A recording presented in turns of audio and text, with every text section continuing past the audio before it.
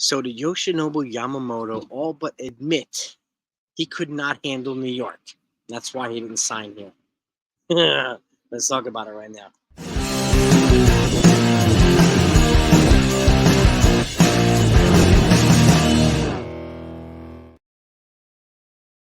Hey gang, I hope you're all doing well. Hope you had a great weekend. For those of you who watched the Super Bowl, hope you enjoyed it. It was a pretty good football game. Some overtime. Chiefs winning by 3 over the 49ers. It could have gone either way, but I still think the Chiefs are a little bit closer. They're still in that dynasty window right now, and I think they're not done yet. So we'll see what happens. But the more interesting part of the day is an article, and I'm going to show you right now. I don't know why that came up again. Here we go. Here's an article I'm going to share for you right now. Okay. Superstar pitcher explains why he didn't sign with the Yankees. This is Yoshinobu Yamamoto. I'm also going to attach this down below so you can read it for yourself. Okay. And let me know what your thoughts are. It says Yankees missed out on a superstar pitcher in free agency, but they didn't make a serious push to land him. For those that keep saying that the Yankees were not serious about winning, that's total baloney. I think we already know this already. The initial belief is that highly sought-after Japanese phenom Yoshinobu Yamamoto preferred to play on the West Coast, and that is why he chose to sign with the Dodgers for 12 years, $325 over the Yankees and the Mets. However, according to Joel Sherman of the New York Post, Yamamoto chose the Dodgers because of their long track record of success, as well as their strong atmosphere within the organization. I really got the impression that the Dodgers were very successful for a very long time, Yamamoto said to Sherman through a translator. And just that the atmosphere within the organization was really good. As Yamamoto told Sherman, the Mets and Yankees made it clear they were serious about bringing him in. Per Yamamoto, both clubs communicated to him that they wanted him. And blah, blah, blah. We already know, okay, that the Yankees,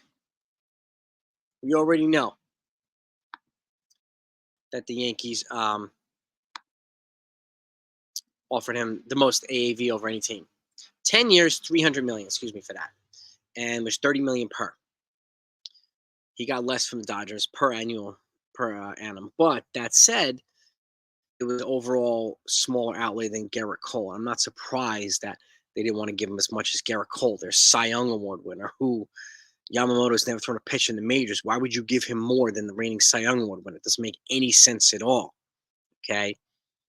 And he said that the geography, the location of the Dodgers wasn't the deciding factor. It was their apparent long track record of success.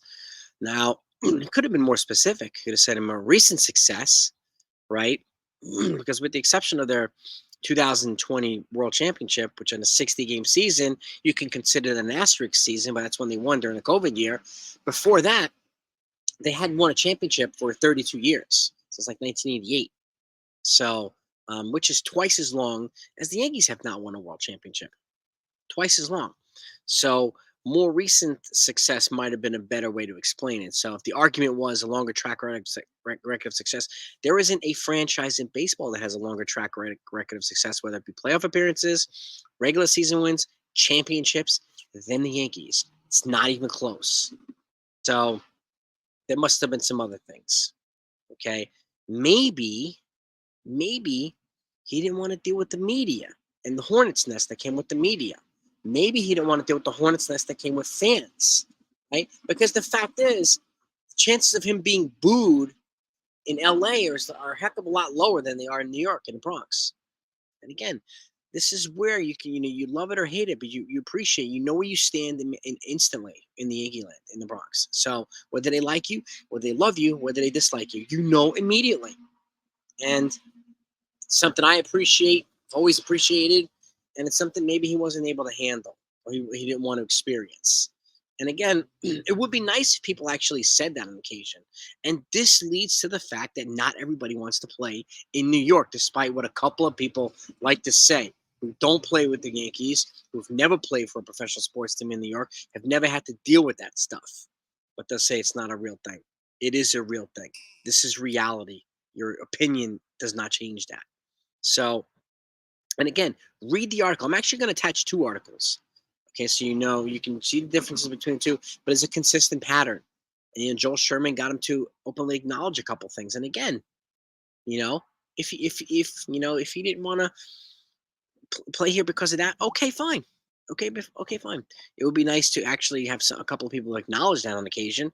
But I understand why they wouldn't do that, especially Japanese players. They're known for being very polite and having great customs and very great traditions in terms of how they carry themselves. I get it. He's not going to go out and be a blowhard in an interview and so on and so forth, or a big loud mouth, tough talking jabroni. He's not going to do that. So otherwise, he'd look like a fool right away. So, but he went to the Dodgers. I mean, he could have said, if he wanted to play with Ohtani, then he could have said that too. Yeah, I wanted to play with my fellow countryman, Shohei Ohtani. Cool. And that might also, that openly admission will lead to some of the Yankees being less hard on the Yankees and Brian Cashman. They did everything they could. They courted this man every way that they could for an entire year. Nobody courted him the way the Yankees did. They had a presence every week in Japan, whether it was Cashman or Minaya or other folks. They had a presence there every single week for every single one of his games in Japan. Every week, somebody flew to freaking Japan. That's a courtship, man. That's a serious courtship. So if anybody says they weren't serious, that's baloney. Okay? He said no. Respect it. Move on. Just like Blake Snell said no. Move on. So I find it's funny. I put out a short this morning, and I gave people options. I was like, if you had the choice, this is option one: trade a Hall for Dylan Cease, whether that means moving Spencer Jones or not. Option B: pay double for Blake Snell after he said no to you already, and give up 2 draft picks and $1 million in international signing. Option C, option 3, would be signing Jordan Montgomery for double if you can. And this is contingent upon these options all being actually possible.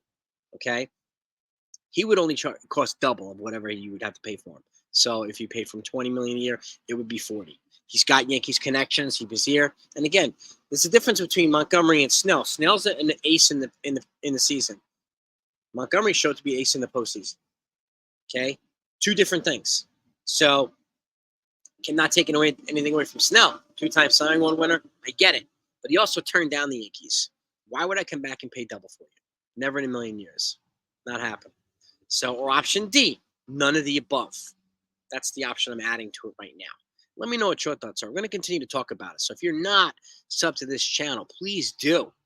Really, please subscribe to this channel. And if you enjoy the content, hit the thumbs up. And if you always want to be kept in the loop of everything in Yankees land, you should hit the notification button too. All right, thank you so much for it. I've got one more piece of information for you. This man right here, Kiner Delgado, okay? This is from Dugout Station. He's a Yankee prospect. He was unheralded and not really touted. He's already vaulted up. This is according to Keith Law. Okay, I'm going to read this from Dugout Station.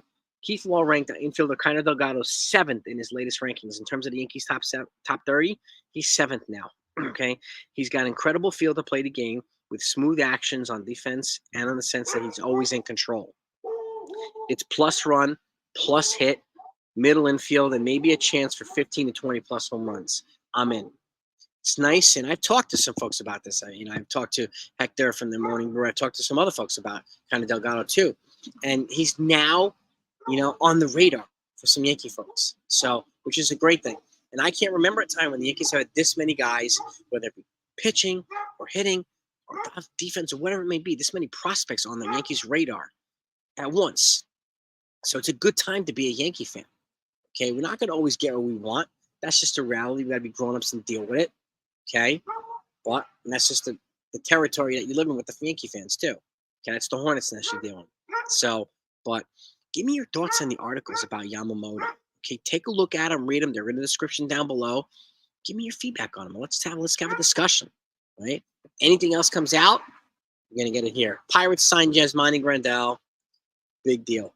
That's what I got for you right now. Deuces.